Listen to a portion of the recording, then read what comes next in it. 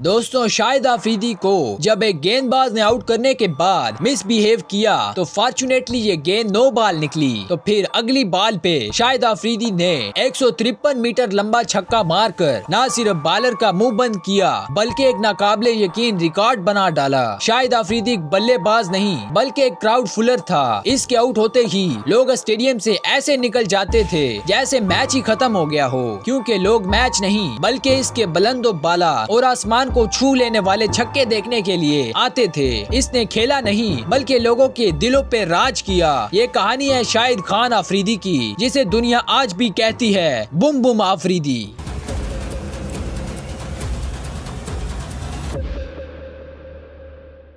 शाहिद आफरीदी का जन्म होता है 1 मार्च 1975 को पाकिस्तान के डिस्ट्रिक्ट खैबर पख्तूनख्वा में, जबकि आपकी परवरिश कराची शहर में हुई। आपके वालिद का नाम साहिबजादा फजलुर रहमान आफरीदी था। वो ज्यादातर एक गवर्नमेंट एम्प्लॉय रहे और फिर बाद में अपना एक छोटा मोटा बिजनेस करते रहे। और शाहिद आफरीदी के 5 भाई हैं जो सब शाहिद से बड़े हैं और आपकी कोई भी बहन नहीं है। दोस्तों शाहिद आफरीदी ने खुद अपने इंटरव्यूज में ये बात कही थी, मुझे पढ़ाई का इतना खास शौक नहीं था, मुझे क्रिकेट से बेहद मोहब्बत थी। मैं दिन रात उठते बैठते सिर्फ क्रिकेट के बारे में ही सोचता रहता था। मेरी बॉडी तो स्कूल में होती थी लेकिन मेरा माइंड क्रिकेट और ग्राउंड के बारे में ही सोच रहा होता था। शाहिद का बचपन बहुत सादा और सपनों की दुनिया से भरपूर गुजरा। शाहिद के बेड के पास ही बॉल और बैट पड़े होते थे, जो इस बात का सबूत था कि शाहिद को क्रिकेट का अनथक जुनून था। दोस्तों लड़का कराची का हो और क्रिकेटर भी हो और कोई शीशा ना टूटे ऐसा हो नहीं सकता।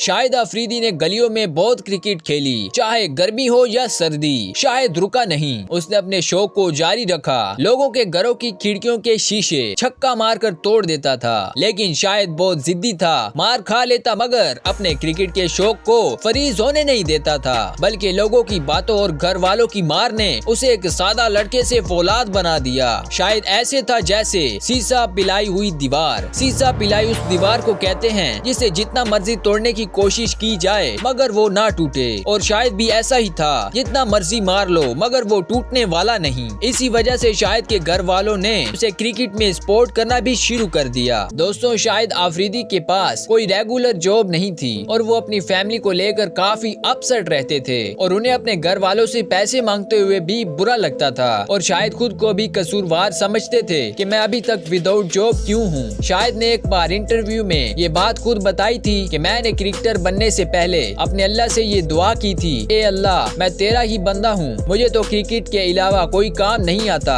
अगर मुझे कुछ देना ही है तो मेरी ये ख्वाहिश पूरी कर दे। मैं सारी जिंदगी तेरा शुक्र गुजार रहूंगा। और दोस्तों फिर ऐसा ही हुआ। शाहिद आफरीदी शुरू से ही पावर हिटिंग करता था। उसके माइंड में स्टॉप का वर्ड ही नहीं था, बस एक ही वर्ड था, स्टेडियम से बाहर बॉल को फेंकना। Shahid Afridi debut in international cricket. दोस्तों शाहिद आफरीदी का सबसे पहले डेब्यू हुआ ओडीआई क्रिकेट में 2 अक्टूबर 1996 को श्रीलंका के खिलाफ और ये मैच खेला गया कीनिया के शहर नैरोबी में। और इस डेब्यू मैच में आपकी एज सिर्फ 16 इयर्स थी। इस डेब्यू मैच में कोई भी नहीं जानता था कि शाहिद एक खतरनाक बल्लेबाज है, क्योंकि उन्हें अपने डेब्यू मैच में एज ए लेग स्पिनर शामिल किया गया। पहले मैच में बैटिंग का मौका नहीं मिल सका, लेकिन दोस्तों फिर वो दिन आया 4 अक्टूबर 1996, सेम ग्राउंड सेम टीम, लेकिन इस बार कुछ ऐसा होने जा रहा था जो किसी को भी पता नहीं था। इस मैच में पाकिस्तानी टीम ने पहले बैटिंग की और जब 3rd विकेट गिरी तो शाहिद आफरीदी की बैटिंग आई। पाकिस्तान का स्कोर बहुत कम चल रहा था, लेकिन शाहिद आफरीदी ने आते ही 4था गियर लगाया और फिर श्रीलंकन बॉलर्स को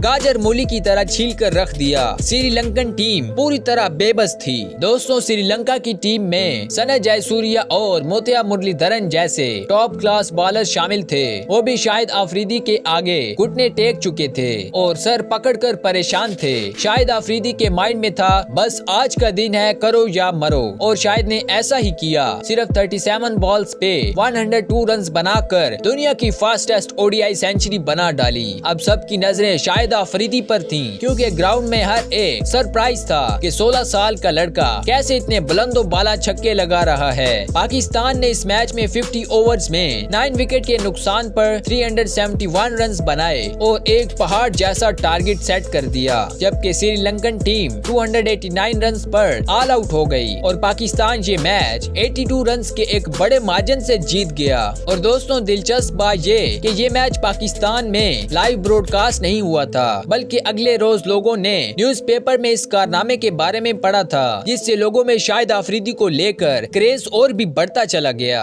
Shahid Afridi is called Bum boom Afridi. दोस्तों, शाहिद आफरीदी वैसे तो एग्रेसिव बल्लेबाजी करते थे, लेकिन 37 बॉल्स पर 102 रन की इनिंग ने शाहिद आफरीदी को बुम बुम आफरीदी बना दिया। शाहिद से जब भी ये सवाल पूछा गया कि आप आफरीदी से बुम बुम आफरीदी कैसे बने, शाहिद ने बताया कि श्रीलंका के खिलाफ वो सेंचुरी जिसने मुझे शोहरत दी, उसी से ही मुझे बुम बुम आफरीदी की नई पहचान मिली। आफरीदी ने खुद कहा कि मुझे भी बहुत अच्छा लगता था जब लोग मेरे ग्राउंड में आने पर बुम बुम कहकर शोर मचाते थे, जिससे मुझे और भी कॉन्फिडेंस मिलता था कि मैं सबसे बेस्ट और अलग हूँ। क्राउड हो या कमेंटेटर, सबकी जुबान पे बस एक ही वर्ड होता था, आ गया boom boom Afridi. Shahid Afridi longest 6 in cricket. दोस्तों, शाहिद आफरीदी ने 17 मार्च 2013 को साउथ अफ्रीका के खिलाफ वनडे मैच खेलते हुए अफ्रीकन गेंदबाज रियान मैकलारन को एक ऐसा छक्का मारा जो एक नाकाबिले यकीन रिकॉर्ड बन गया। असल में इस गेंदबाज ने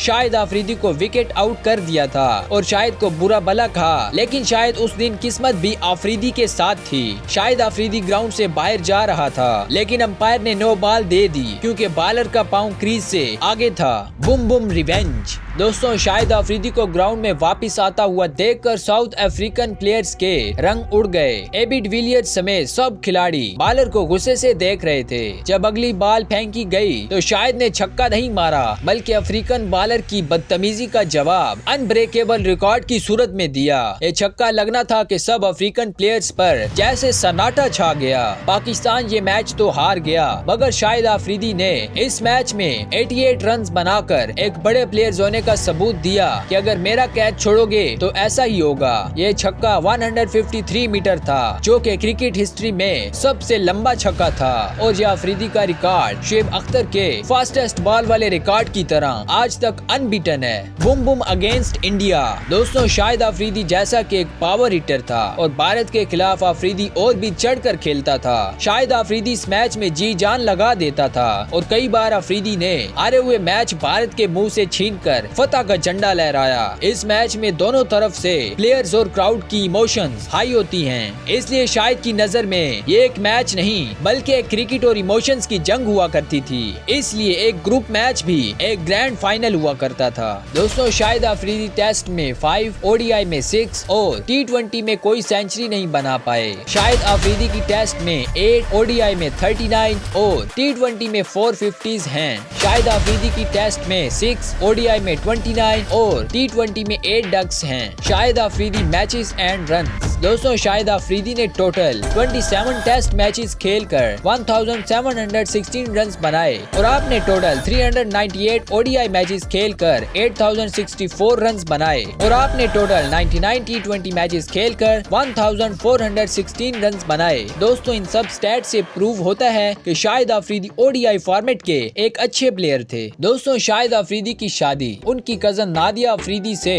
21 अक्टूबर 2000 को हुई थी। शाहिद आफरीदी अपनी अज़दवाजी जिंदगी से बहुत खुश हैं। इस वक्त शाहिद आफरीदी की 5 बेटियां हैं और बेटा नहीं। शाहिद आफरीदी ने एक इंटरव्यू में कहा कि मेरी बेटियां ही मेरे लिए सब कुछ हैं। इन्होंने मुझे कभी भी बेटों की कमी महसूस नहीं होने दी। और आपकी बेटी अंशा आफरीदी की शादी शाहीन आफरीदी से फेब 2023 में हुई थी। दोस्तों, शाहिद आफरीदी ने टेस्ट से 2010 और ओडीआई में 2015 में रिटायरमेंट ली। T20 फॉर्मेट से आउट रहे 2015 के बाद, लेकिन आप लीग्स खेलते रहे और फिर फाइनली आपने 2017 में PSL में एक अच्छी परफॉर्मेंस दिखाई, लेकिन साथ ही तमाम तर क्रिकेट एक्टिविटीज को खैर बात कह दिया, क्योंकि आप अपने कैरियर का इख्तिताम एक अच्छे नोट पर करना चाहते थे और आपने ऐसा ही किया। दोस्तों, शाहिद आफरीदी रिटायर तो हो गए, लेकिन वो आज भी लोगों के दिलों में बसते हैं।